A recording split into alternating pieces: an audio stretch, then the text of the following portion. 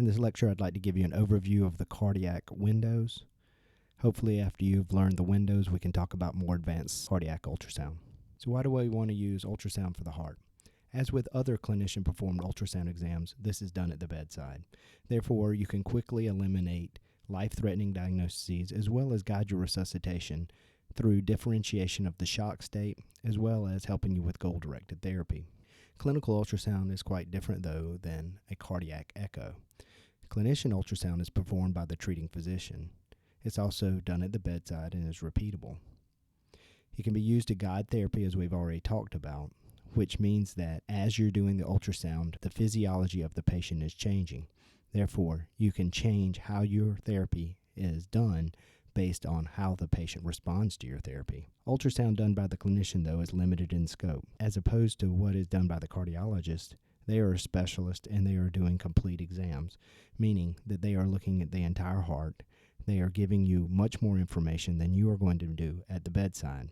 Plus, we are only looking for what we need to treat our patient, whereas they're giving you a complete report. Ultrasound is often limited.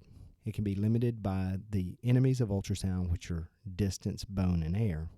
But not every patient has every single window. Hence, we have multiple windows to look at the heart, and hopefully we'll have one of those that we can get the information we need. You're also dependent on your skills. Remember, there's 3 components to clinician-performed ultrasound. That includes image acquisition, that's getting the image of the heart, image interpretation, determining if it's normal or abnormal, and then integrating that knowledge into your clinical practice. This is one of the most difficult things to do. Today, we're really talking about image acquisition. We will save image interpretation and clinical integration for future lectures. So when would you want to do a bedside ultrasound of the heart? Well, I do it frequently on a lot of different patients, but your uses of ultrasound will depend on your practice. Here are some of the reasons I use ultrasound in the emergency department. A phased array or cardiac probe is the best probe for looking at the heart. You can use the curvilinear or abdominal probe, but the image will not be as good. So if you have a phased array or cardiac probe, which we do, use that probe to look at the heart. Cardiac orientation is different than abdominal orientation.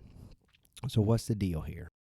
The mantra for abdominal ultrasound is that the probe is oriented towards the patient's head or towards the patient's right. Here we see, if we hold our probe up against the screen of the ultrasound, we can see the dot and the probe are oriented the same way. When we put the probe on the patient's body, the orientation gives us the same orientation as in a CT scan, with the screen right being the patient's right. In cardiac imaging, the orientation is opposite. So the dot goes towards the left or towards the patient's head. It's easy to remember if you hold the transducer up against the ultrasound machine and you orient it the same way it is on the screen. Then you place it on the patient's body in the same orientation. Everything will be reversed from abdominal, but you don't have to remember this. The dot in a cardiac ultrasound goes towards the patient's left or towards the head. However, when we talk about each view, it will be easier to remember where the dot goes with the view and not paying attention towards the head or necessarily towards the patient's left. Now, the 3 cardiac windows that we're going to study in this lecture. The subcostal, also known as the subxiphoid, where we're looking up underneath the ribs at the heart. The peristernal, where we're up high on the chest and we're looking at the long and short views of the heart. And the apical view, which is over at the PMI, or the point of maximal impulse, and we can get multiple windows or multiple views of the heart there. Why do we have 3 cardiac windows? As I said before, most patients only have 1 or 2 windows. So if you know all 3, you should be able to get an image of the heart in every patient. The first view is the subcostal view. Here we place our transducer underneath the ribs and we angle up under the sternum. When we do that, we're going to get a picture of the heart. Since we are placing our probe across the body, we orient our probe the same way it is on the screen, which is towards the patient's left. We can figure out the chambers based on where the liver is. The right side of the heart is always next to the liver. The IVC comes through the liver into the right atrium. Therefore, if we can figure out the liver and the IVC, we can figure out the right atrium, the right ventricle, and then the other 2 chambers, the left atrium and the left ventricle. Notice that the image of the heart is not very good. We have a large distance from the transducer down to the heart because we must come through the liver. And because of this, since distance is our enemy, our resolution is poor. However, we can see the heart in its entirety. Once we identify the liver, we identify the right side of the heart, the right atrium, the right ventricle, the left ventricle, and the left atrium.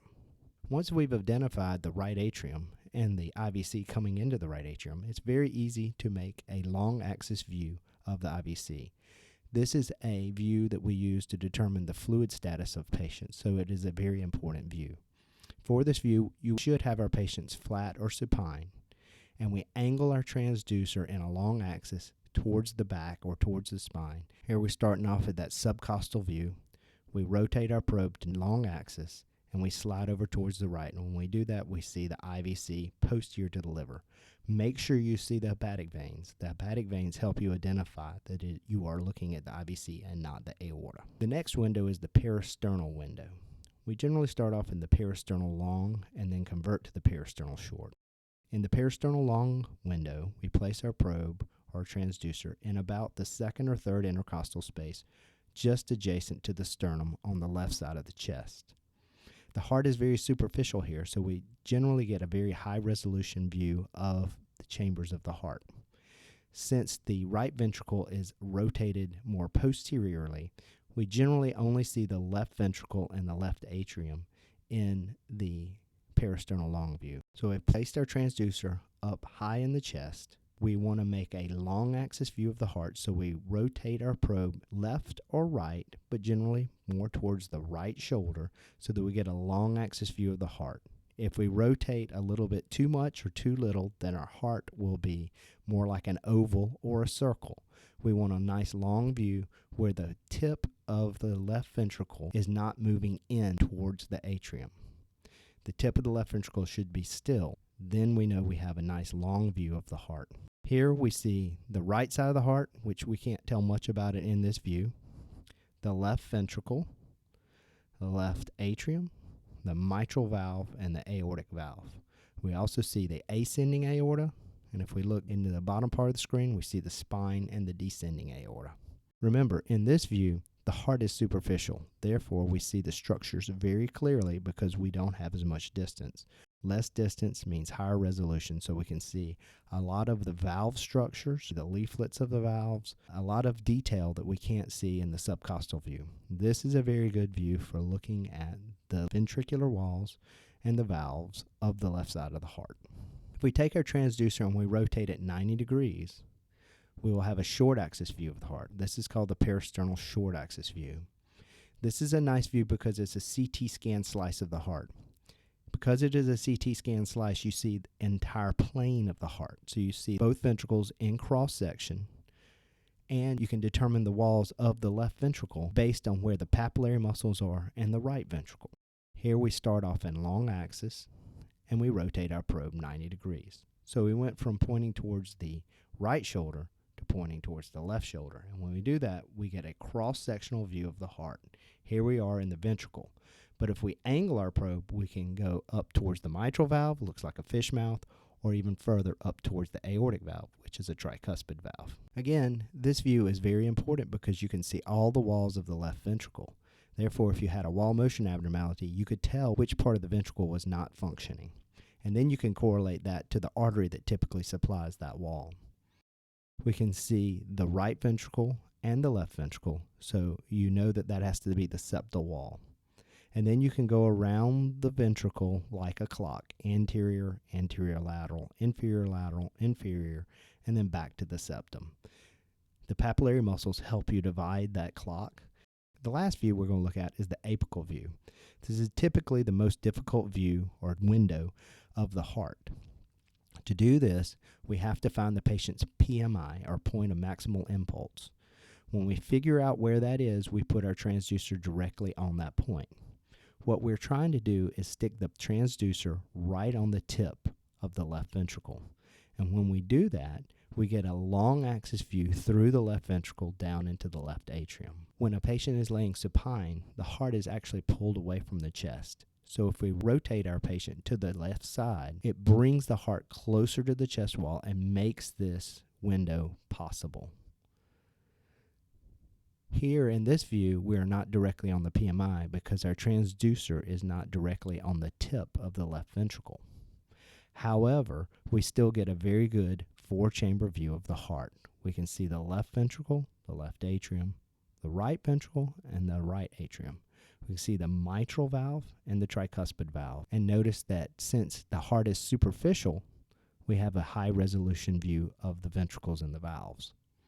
Also, because the flow coming into the ventricles is towards or away in case of a regurgitant jet from the transducer, then this means we can easily determine if there's valve problems using Doppler.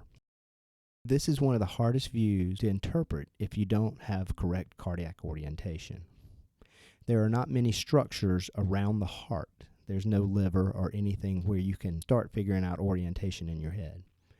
So for this view, the probe is oriented the same way it is on the screen. The dot on the screen is going towards the left, so the dot on the patient is towards the patient's left. When we do that, that means the left ventricle is on the left side of the screen, the right ventricle is on the right side of the screen.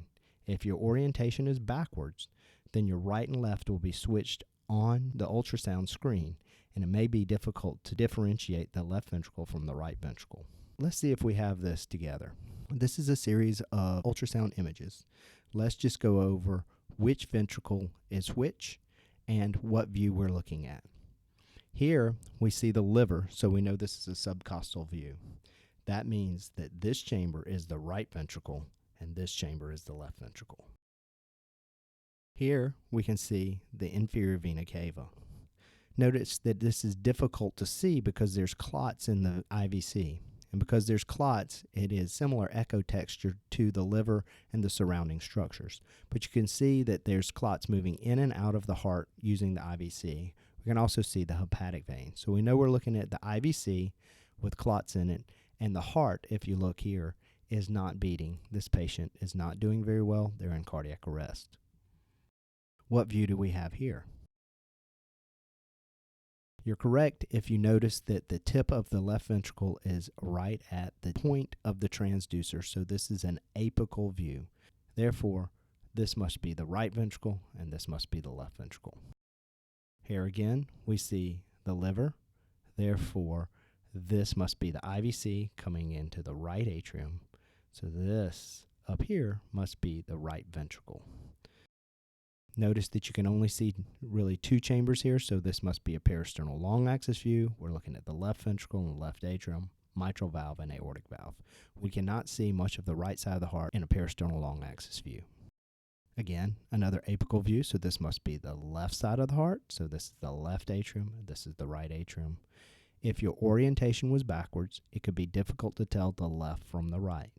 You cannot use chamber size to determine a left ventricle from right ventricle, because there could be pulmonary hypertension or an acute PE which has dilated the right side of the heart. You can look for the aortic valve, but this is a more advanced technique. The better way is to make sure your orientation is correct when you're using the apical window. This is a peristernal short. Again, we can look to find the right ventricle, the left ventricle, and then we can go around the circle to determine the wall names. So here's the septal wall, anterior, lateral, inferior. This was a brief introduction into the windows you can use to look at the heart.